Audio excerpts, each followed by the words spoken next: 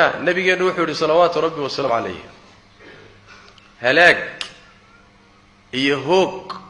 iyo aafo waxay u sugnaatay ruux been sheegay uu sheekaynaya been buu sheegaya si uu dadka uga qosliyo nabigu wuxuu yiri sallallahu alayhi wasallam saddex goor buu ku celiyay halaag buu leeyahay waa u dhamaatay imisa shaqo ka dhigatay inay dadka been ugu maadeeyaan inay majaalista ku maaweeliyaan imisa mawaaqic u furatay imisa website u furatay imisa qolol u furatay imisa muxuu ahay social media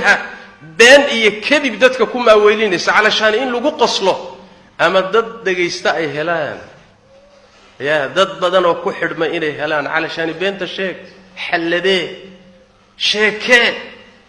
النبي محمد صلى الله عليه وسلم هلاك يا ويل بيليهم برسول الله صلوات الله وسلامه عليه ساس دراديد بنت اسكتر مؤمن باتهي مسلم باتهي الله بات روميسنتهي اخرات اسعتا ربي قابل لكل بدونتا قبري بات قلي دونتا وحن ودنا ولا سجد بايمان دونا ما يلفظ من قول الا لديه رقيب عتيد كلمه كاسو بخدا ديوانكay ku taala maalinta qiyaamadaana lagu soo hordhigi doona iqra kitabaka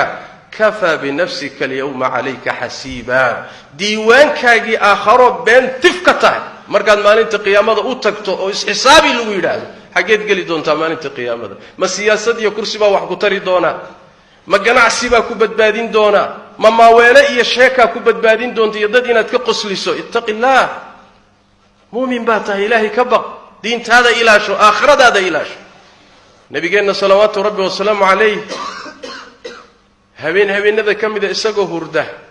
nabigeena sallallahu alayhi wasallam laban malag baa u yimid way kaxeeyeen arrimo ajaab badan iyo khalaa'iq ilaahay oo cadaaban oo midba si u cadaaban yahay ayaa nabiga la tusay salawaatu rabbi wa salaamu alayhi habeenka waxyaalihii la tusay waxa kamid ah oo uu sii maray ruux inta qalka jeexdin lagaga bilaabo ilaa qadaadka la jeexayo haddana isha inta jeexdin laga bilaabo waxa la gaarsiinaya qadaadka haddana sanka inta jeexdin laga bilaabo qadaadka la gaarsiinaya dhanka kale haddana loo gudbaya sidii oo kale lagu sameeynaya inta dhankan la jeexayo oo lagu maqan yahay ayaa dhankani bogsoonaya markaas haddana loo soo noqonaya sidii lagu sameeynaya dhankana bogsoonaya kii kala lagu noqonaya sida lagu sameeynaya ruux sida u cadaaban buu nabigu maray salawaatu rabbi wa salaam alayhi habeenka isaga labadii malagay waday buu weydiiyay war muxuu ahaa kani warkan sidan u cadaabayna muxuu ahaa waxay ku yiraahdeen waa ruux subaxdii intuu soo kalaho subaxdii buu gurigiisa ka soo baxaa kadibna been buu sheegaa beentu sheegay baa waxay gaadhaa jihooyinka gaadha afaaq afarti jihay u kala fidaa sidaas loo cadaabayaa u fiirso waaga nabigu sallallahu alayhi wasallam waxyigu dagayay ruuxa beenta sheega beenta qaabka uu u faafinayo qaab bidaa'iya buu ahaan jiray dad buu u sheegayaa dadkii baa sii qaadaya kuwa kale u sii sheegayaan qaab bidaa'iya bay ahayd maanta soo fiirsa xaalku soo uga bedelay adduunku iyo dhow wuxuu noqday tuulo la wada degan yahay wasaa'ilul i'laamkii baa isdaba maraya darafka adduunka wixii hadda ka dhacay darafka kalu yaala been buu saaka sheegaya ama maanta sheegaya ama caawa sheegaya social media ku tuuraya malaayiin baa daawanaysa telefishinadu galinaya malaayiin baa daawanaysa idaacaduhu ka sheegaya malaayiin baa daawanaysa beentiisiba aafaaqda iyo jihaadka kala gaadhay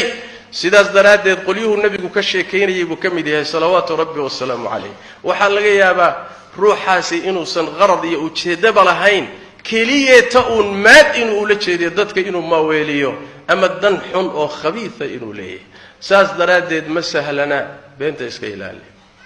haddaad ilaahay agtiisa wax ka rabto haddaad aakhiradaada u danaynayso haddaad adduunkaaga u danaynayso haddaad badbaado rabto beenta iska ilaali runtana ku dadaal waa dardaarankii rabbiga tabaaraka wa tacaala waa dardaarankii rasuulkaaga muhammad salawaatu rabbi wa salaamu alayhi waxa uu keenaya iimaanka kugu jira iyo dhaqanka laga rabo waxa uu keenaya waay saas daraadeed ruux walba ilaahay ka baqo hana la iska ilaaliyo beentan shaqada laga dhigtay rasuulkeenu wuxuu inoo warramay sallallahu alayhi wasallam zamanka aakhirkiisa marka adduunku isbedelka ku dhaco oo qiyaamadu soo dhowdahay oo wixii wanaagsanaa isbedelo oo mujtamacaadku fasaadaan wuxuu rasuulku sheegay sallallahu alayhi wasallam isbedelada iimaan doona inay kamid tahay beenaalaha in la rumaysan doono kii run lowga ahana in la beenin doono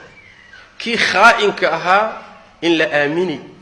midka aaminka ana in khayaano lagu xukumiyo khaa'in weeyaa la leeyahay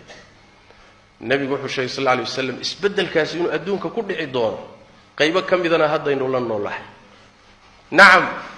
beenaalihii waa ammaano yahay waa loo tahniyeedeynayaa